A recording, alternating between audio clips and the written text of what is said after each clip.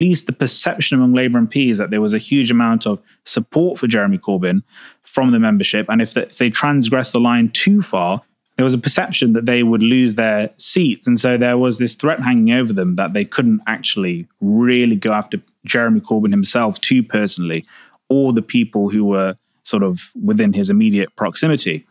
But when that threat was essentially jettisoned after the 2018 Labour Party conference at which I spoke, because we were promoting the Democracy Roadshow and promoting the Democracy Review that happened in the party, once that was jettisoned by Unite, the main trade union supporting Jeremy Corbyn, by Jeremy Corbyn himself, by all of his allies, and the threat to those MPs was removed, it then gave them extra license, then start engaging in this, what was basically a proxy war against Jeremy Corbyn, attacking all the supporters and allies who were closest to him.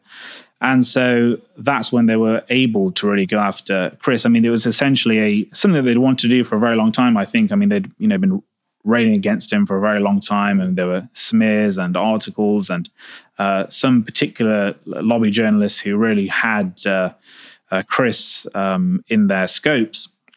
But they essentially managed to grind down the leadership of the party to such an extent that they then had the license to go after Chris, and also the membership, because whilst a lot of them were quite militant and were willing to really, fight to protect Jeremy, to go against signal from the leadership. Well, they were completely demobilized. So whilst we had this membership of like 500,000 people, they were just rendered useless. I mean, as an ordinary lay member of the party, there was actually nothing I could really do to leverage power in the party at that point. Yeah. So he demobilized his own people. How similar, Mnar, does this sound to the US situation? We see within even a kind of weird formation like the Squad, you had Ilhan Omar, who's a bit better when it comes to Palestine. AOC has been doing some really humiliating, groveling type of maneuvers with the Israel lobby. You, of course, saw recently a Columbia professor basically threatened to assassinate Cori Bush of the Democrat Party. You also had the example of Jamal Bowman, who, again, despite him making all of these acquiescing essentially to Israel lobby stuff, AIPAC still pumped so much money into his opponent.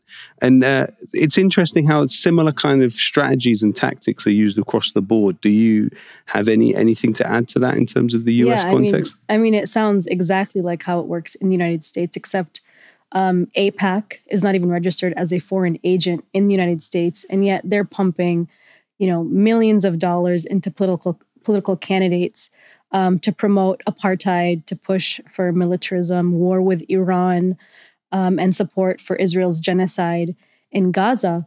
And if you dare to speak up, like somebody like Ilhan Omar, who even brought attention to the fact that Israel lobbying money is affecting policy, she was attacked and targeted, and she was accused of anti-Semitism just for simply tweeting, "It's all about the Benjamins, baby."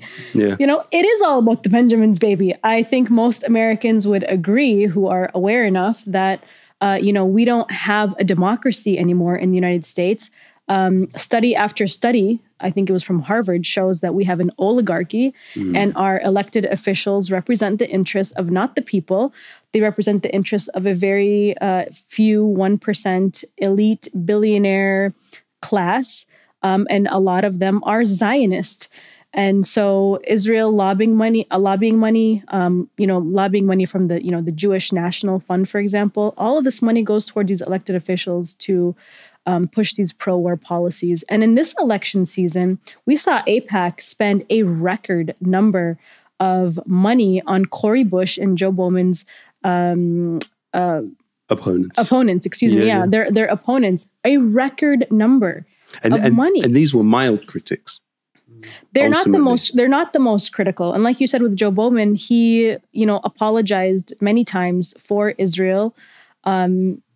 And yet he was still targeted, which goes to show you should not bend over backwards for Israel in any way, shape, or form, because they're just going to use that against you, and they're still going to target you. Yeah. And that's what they've done. And I just want to mention, something that you mentioned, Chris, with the Israel lobby in the UK. We have also the Anti-Defamation League, which, in my opinion, based on our research and MITpress, it appears that the Anti-Defamation League, which is an Israel lobby group, basically, act as a spy agency for the state of Israel. Historically, the FBI wanted them to register as a foreign agent because it was very clear that they were spying on American citizens. They were spying on anti-apartheid activists, even Greenpeace activists, and very notable figures like Desmond Tutu. And they were taking that intelligence, that information, and sharing it with Israel's Mossad and the Israeli government. And now what we see is that the Anti-Defamation League is working with police departments and working with the FBI now to spy on Americans. And so, the tentacles of this Israeli lobby machines, they spread far and wide.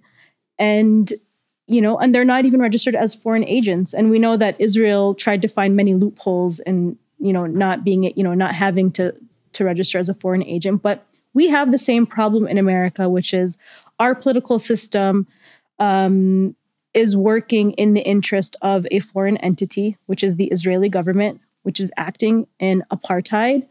And we have these think tanks that are funded by these weapons manufacturers, and in a lot of cases funded directly by the state of Israel and, big money donors.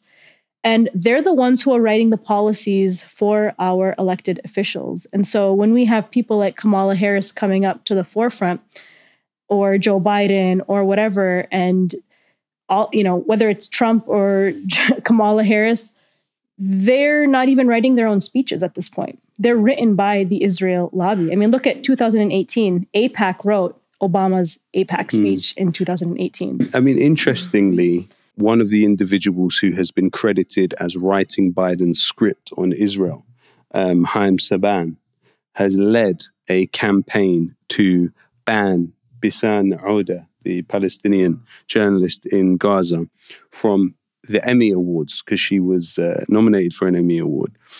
And their group, the Creative Community for Peace, which is a proxy of Stand With Us, the well-known Israel lobby organization funded by the Israeli Prime Minister's office, Haim Saban has led that campaign and that letter